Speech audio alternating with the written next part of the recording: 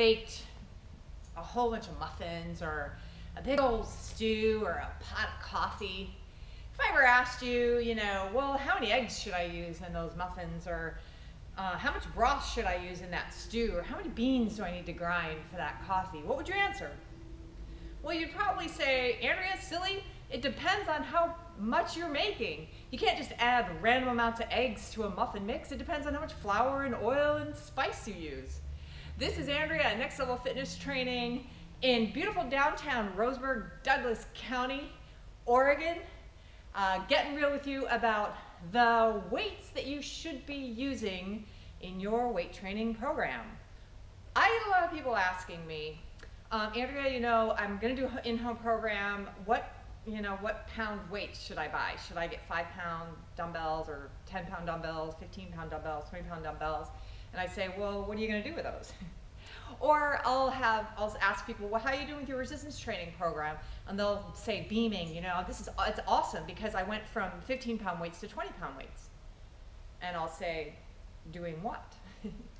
So just like baking, the amount of weight that you use for your resistance training program is relative to what you're doing.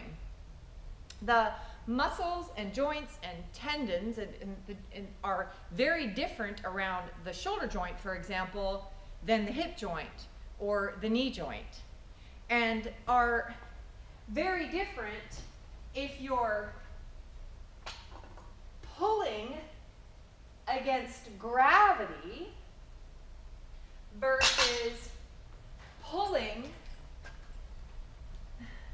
against some external force, or even pulling on the same joint versus pushing with the same joint. Yep. Pulling 80 pounds with your hip joint is very different than pulling 80 pounds with your elbow joint. And impossible for me.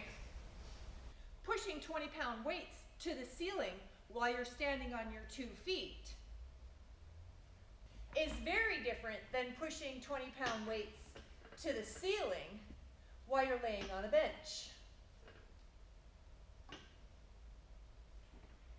Look at some of these numbers relative to the exercises that you're doing. So I just recorded, this is like average or intermediate for a woman who's 150 pounds or a man who is 170 pounds. It's just random for me. This is not scaled for age or a weight or anything like that. So this is just average for people at these pounds. So don't get hooked on the numbers here, but I just want you to see the relationship.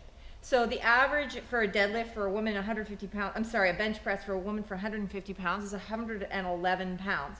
And compared to a shoulder press is 75 pounds. I have so many people who are coming in and they're doing their same weight. They're using the same weight for the bench press as they're doing for their shoulder press. And you can see it's about 25%, even more, 30% less for the average max, 1 rep max weight for those two things.